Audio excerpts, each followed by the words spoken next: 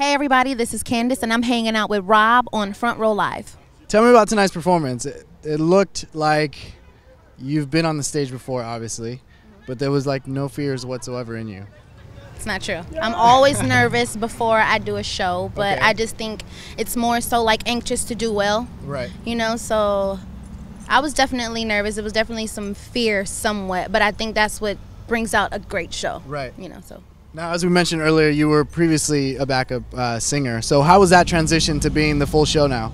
Well, it's pretty dope because when I did sing backup for Eric Benet, I was his only backup singer, so he kind of already put me in the forefront. Okay. So, but now it's just, I guess it's more nerves because it's my show now, it's your deal. you know, but it definitely, you know, prepared me, so. And as far as being prepared by doing that, did that give you ideas of what you might want and might not want on your own live shows? Absolutely. I mean, even when it comes to the show, the band and the breaks and the lighting, and I mean, it's just so much. It's more than just getting up there with the mic and just like, hey, I can sing. Like you need to be aware. Right. And your performance was killer, obviously, but I really love the fact that you have a band behind you. What really inspired you to have a band instead of having like a DJ or backup tracks? I am an R&B head. Like, I mean, 90s, 80s, now, you know, early 2000s. Right. So, are they looking for me? No, I'm just kidding. What did you do? I'm just kidding. No, but, you know, so that definitely inspired me to just want to keep a live band. It inspired me to want to, you know, it's a different feeling when you have the drums behind you, when you have the bass behind you, when you have the keys behind you, you know what I mean? So the energy is different. Right. And it makes you have a damn good time.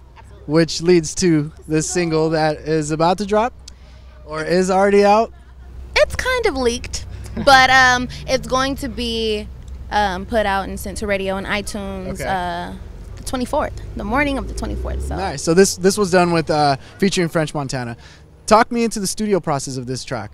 Well, I mean, we already did Damn Good Time, and it was already a damn good record. No, but he just, you know, put his flavor on it. He put his sugar on there, you know. So I've actually never met him. So we will be meeting for the first time tomorrow at the video shoot. So that should be fun, interesting. So what is that like when you're recording and you're not physically with the artist? Does that make it a little harder to get that emotion that you wanted out of the song?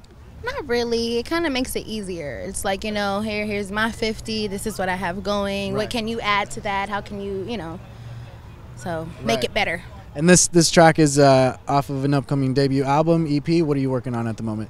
Let's just say EP, but we're always ready for an album. Like, I have songs underground, ready to go, cut, mastered, mixed. I mean, I've been doing it for so long. I mean, for this to be my first single, like, we have a follow-up of 15 ready.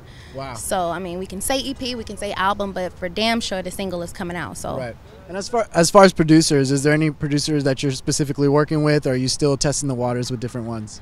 I'm working with a lot of different producers with an eclectic style too. So it's like I'm not just married to hip hop. I'm not just married to R&B. Like, you know what I mean? I'm also a publisher.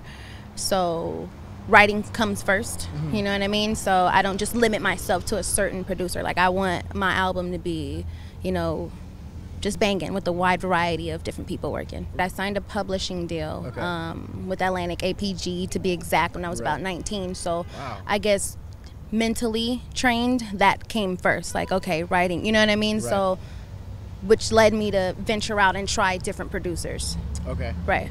Okay. And then now you're working with Neo and Compound and Epic Records. Tell us about that involvement and what it's like to work with such an awesome team like that. It's great. It's amazing. I mean, to be able to work with Neo and be his protege and to sit up under him and to be able to watch him and even take and learn from him, it's amazing because I'm just like a sponge. I soak it all up, like, you know, so it's a blessing. I mean, even L.A. Reid, like, you know, I walked in, I did the audition. Well, not really the audition, but I guess you can call it that.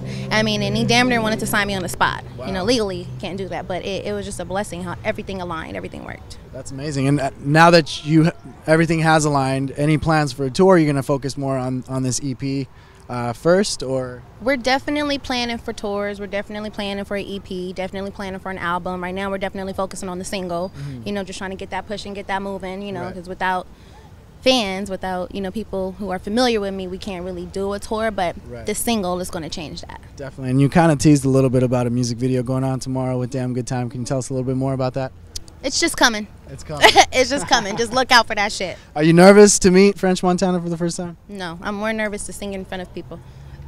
All right. So for those that haven't heard you yet, why is your music so different from any other artist out there? Because my music, not only is it relatable, but I don't lie when I sing. Everything I sing about is 100% true. You know, I don't put on a facade. If I'm talking about smoking, if I'm talking about drinking, if I'm talking about bagging up, if I'm talking about whatever, fight, whatever, it's authentic. It's 100% real, you know. And I also have that feel-good music, you know, to where it's like you can wake up on a Saturday morning and clean up. Like that, Right. You know what I mean? That old school good vibe, riding out together. Right. Now I think they're looking for you because of my next question. Did you really smack her with a bat? Yeah, I did. I did, and I'm not done with her yet. No. Is this the IE part of you? It's just the real part of me. You know, real recognize real. So I don't think you got to be from the IE to be real, but. Well, awesome. Thanks for hanging out with me. You guys be sure to check out Candice Boyd. Check her out online. Pick up the new single, Damn Good Time, and your socials. Candice R&B. That's for Instagram, Twitter, and for my Facebook, it's Candice Boyd. But Candice R&B.